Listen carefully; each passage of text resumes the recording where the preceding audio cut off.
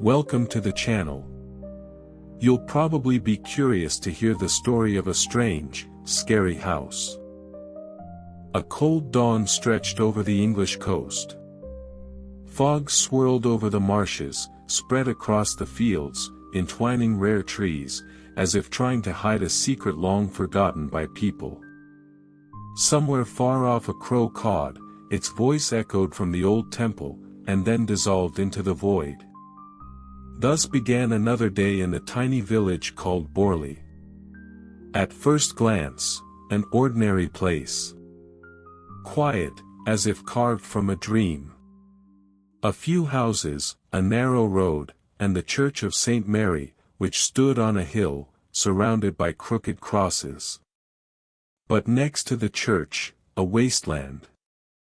Only moss-covered stones and rare bushes now remembered that a house once stood here.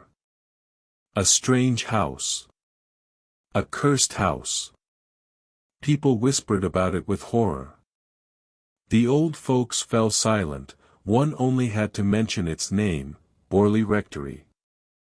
They said its walls breathed fear, and the air inside was so cold that candles extinguished themselves. The house appeared in 1862, an impressive brick building in the neo-Gothic style. It was built by Reverend Henry Bull to settle here with his family. From the outside, a beautiful place, a garden, spacious rooms, a summer house. No one then knew that this house would become England's most terrifying legend. No sooner had the masons finished the masonry than a rumor spread through the village: someone had seen a woman. A figure in a monastic habit, who glided silently along the fence, not touching the ground. She vanished into the air, should one take a step towards her. People crossed themselves, hid in their houses, and even children stopped playing near the old church. But Father Henry Bull didn't believe in superstitions.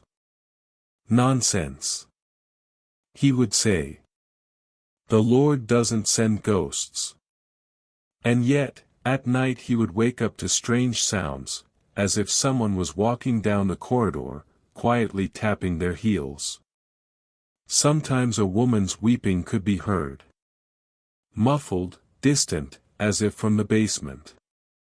To prove to himself that there was nothing to fear, Henry ordered a small gazebo to be built in the garden. Right on the spot where the nun was most often seen. In the evenings he would go there with a cigar and sit beneath the rustle of the wind, peering into the darkness. "Well, where are you, my sister in Christ?" he would say playfully. And sometimes it seemed to him that in response from the fog, someone would sigh. The servants began to leave one by one.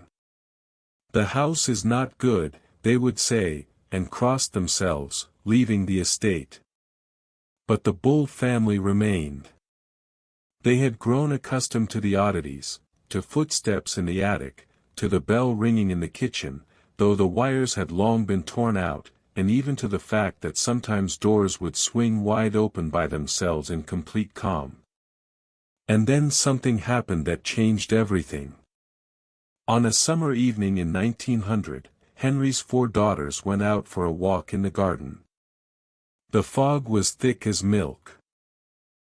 They were laughing, joking, when suddenly one of them, Ethel, shrieked. 30 paces from them stood a woman. White, silent, in a nun's habit. Her face was hidden beneath a veil. The girls froze. But the figure slowly turned towards them, and vanished. Dissolved into thin air. They ran into the house, sobbing. Henry listened to them, pressed his lips together and said, "It's your imagination playing tricks." But that night, going out into the garden, he saw her himself. And his heart froze with horror. The nun walked right along the path, leaving no traces, making no rustle in the grass. Henry stepped forward, stretched out his hand, and felt only icy air. After this, a real nightmare began in the house. Things disappeared, books fell from shelves, mirrors cracked without reason. Sometimes at night the whole house filled with ringing, as if someone was striking dozens of bells simultaneously. People began to say that on the site of the rectory there once stood a monastery where a monk and a nun dared to love each other. For this he was hanged, and she was walled up alive. And as if now her spirit wanders in search of forgiveness. Soon after Henry's death, his son, Harry Bull, inherited the house. He was younger, but much more stubborn. He lived in the house as its master, and feared neither spirits nor darkness. But the rumors intensified. People from neighboring villages recounted that they saw at night a ghostly carriage, drawn by black horses, speeding along the road to the rectory. The wheels didn't touch the ground, but the rattling of chains could be heard. Harry laughed. But for a while. One day he returned late at night and, passing by the mirror in the hall, noticed behind himself the reflection of a woman. White, motionless, with empty eyes. He turned around, nobody. But when he looked again, the figure stood closer now. From then on, his laughter disappeared. He lived in the house until his death, but the neighbors would say, he was no longer the same. He talked to someone when he thought no one was watching him. When Harry died in 1929, the house became empty. But peace did not come. A few months later, a new family moved in, Father Eric Smith and his wife.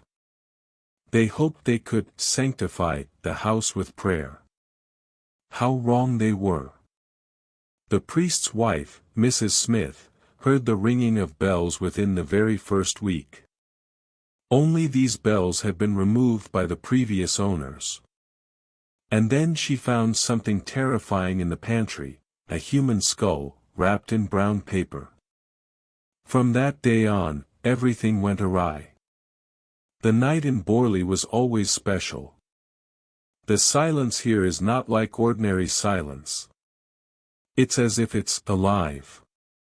Thick, cold, palpable to the skin.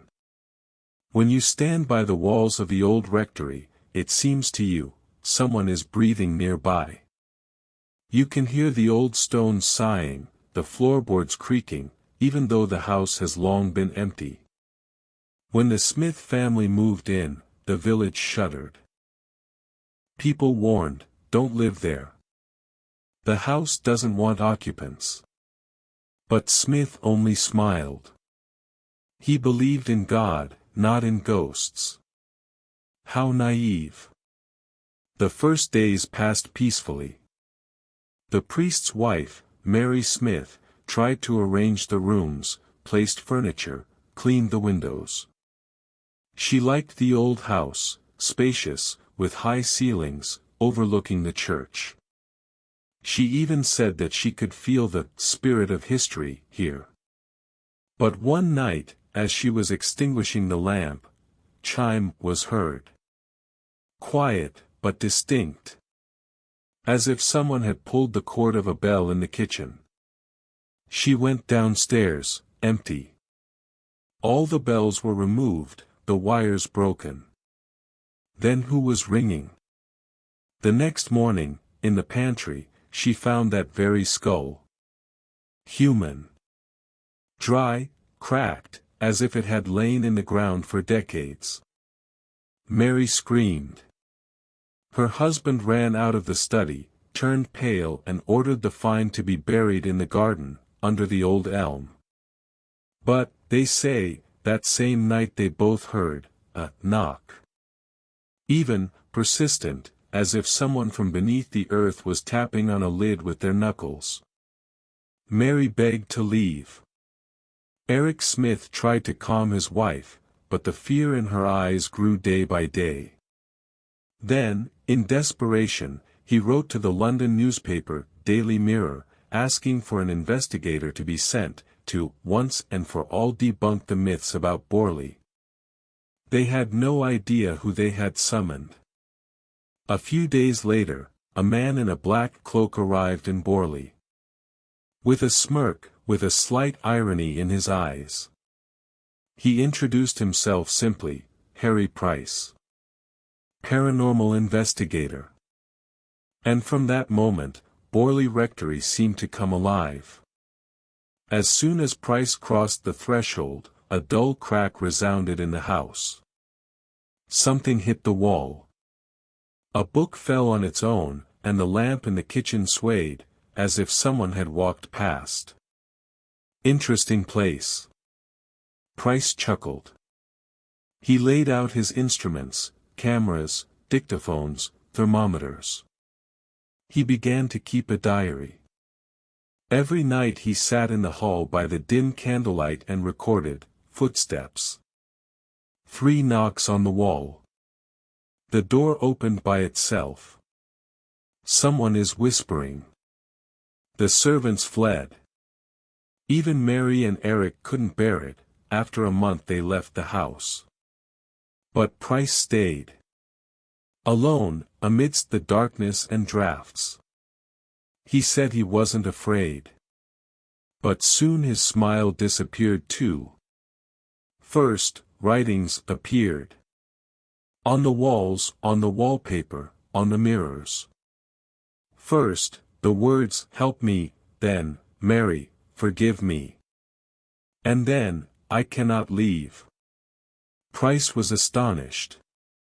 He claimed that he saw the words appearing right before his eyes.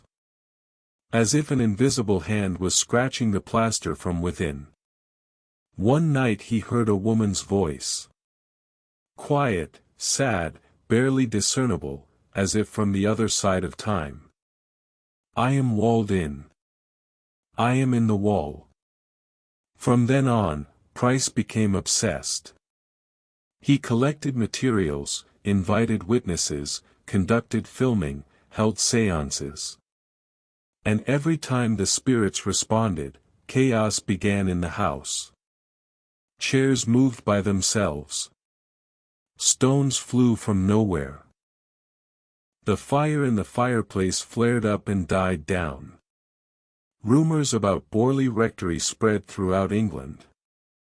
Newspapers were full of headlines, "Britain's most haunted house. The nun's curse has awoken again." But everything that followed turned out to be far more terrifying.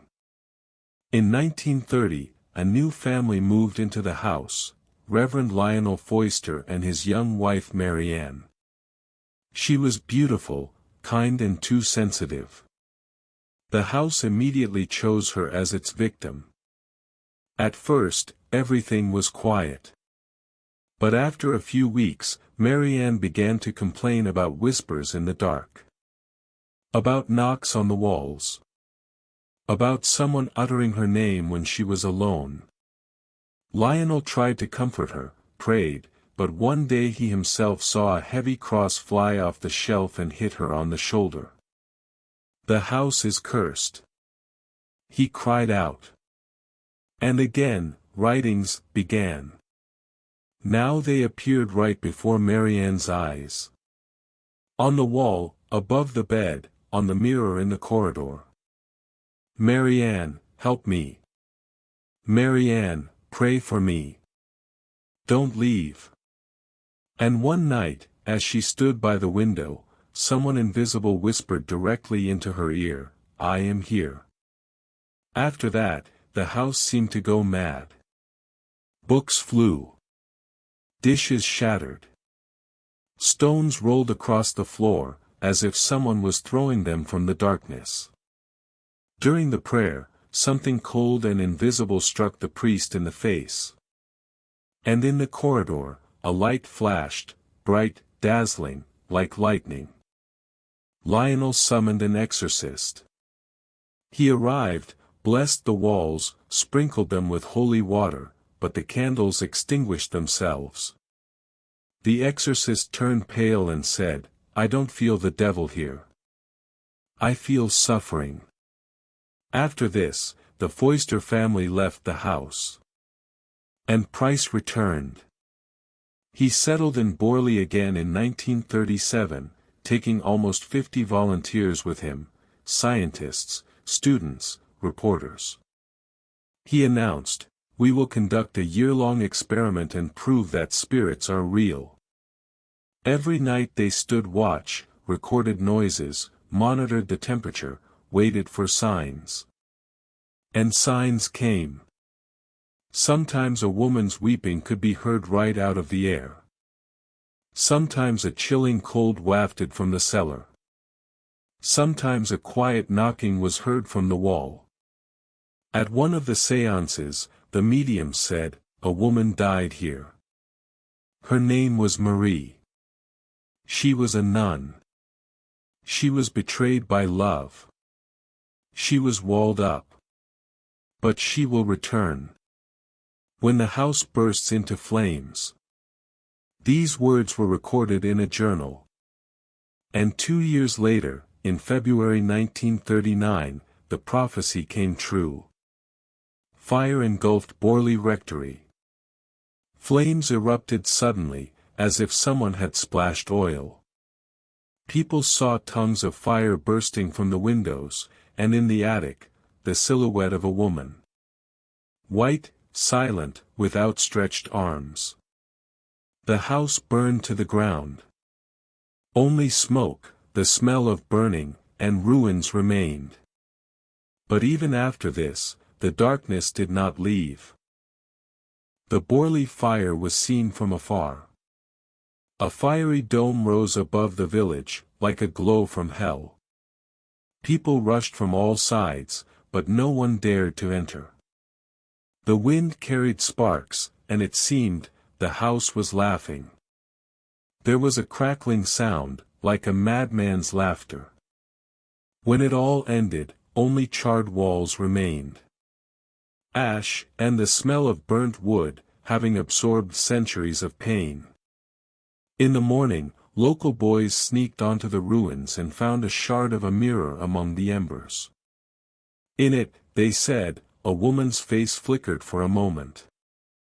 Newspapers filled the headlines again. Harry Price was on site within a day. He walked among the burnt beams, silent, touching the walls, as if listening to them. "She's gone," he said quietly. "Or not." He collected samples of ash, brick fragments, charred planks. In the cellar, they found a niche, small, bricked up once. Price ordered it to be opened. Inside, earth, fragments of an old cross and bones. But not human. Pig bones, as they later determined. Fate itself seemed to mock. But Price didn't give up. He wrote a book, The Ghosts of Borley Rectory. In it, he gathered all the testimonies, all the stories, all his notes. The book brought him fame and loneliness. Many scientists called him a deceiver. They said everything was staged. That the ringing sounds, footsteps, writings, were just tricks. But those who had been to Borley disagreed. They swore, there was something there. Years passed. War swept across Britain, sweeping away old fears. People forgot about the nun, about the curse, about the house. Only the ruins stood, blackening among the grass and weeds. Sometimes teenagers came there, brave ones, seeking thrills. They laughed, threw stones, shouted into the darkness, but then, running away, swore they heard footsteps behind them. Someone saw a white dress among the trees. Someone, a face in the window, though there had been no windows for a long time. In 1944, the remains of the house were finally dismantled. The stones were carted away, the planks taken for construction. The ground was leveled, grass was sown. It seemed, it was all over. But can memory be erased? Can a whisper be buried? People said that, when the excavator moved the last stone, the engine stalled by itself. And the worker, who picked up the sledgehammer, suddenly turned pale and said, "Someone touched my hand with cold." Now on that spot, is a field. In summer, the grass rustles there, and in winter, a white fog hangs over the ground. Birds don't land there. Not one. Dogs howl and avoid the place. Sometimes tourists come. They stand by the road, looking at the empty spot. Others say that in the evenings, a silhouette of the house is visible in the fog. The shape of the walls, the roof, as if woven from smoke. And if you listen closely, you can hear a faint ringing of a bell. Harry Price died in 1948. They say, on his last night he muttered something in his sleep. Servants assured they heard, "She forgave." And then a smell of smoke came from his study.